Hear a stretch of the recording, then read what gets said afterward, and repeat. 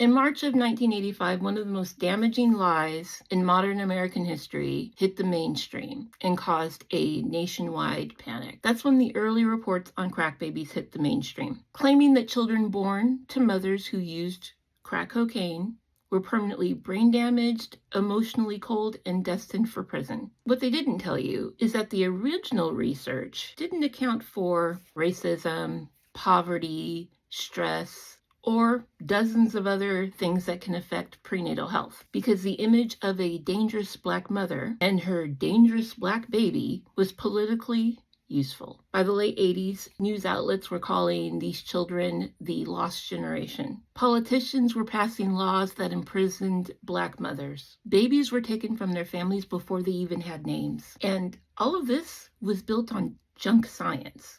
So this is what the laws look like. Fetal assault laws. Women were arrested and charged for using drugs during pregnancy. Some were even handcuffed while in labor. These laws almost exclusively targeted Black women. Mandatory reporting. Hospitals were required to report drug usage during pregnancy. Black women were 10 times more likely to be reported than white women, even when drug rate usage was the same. Automatic child removal. Infants born to mothers who tested positive for crack were often taken from the mother at birth. No evaluation, no support plan, just removal. Black women received harsher and longer sentences for drug-related charges. The courts treated them as beyond redemption and often refused treatment options. Sentencing disparities. Thanks to the 1986 anti-drug, 5 grams of crack carried the same sentence of powder cocaine. So it got me thinking,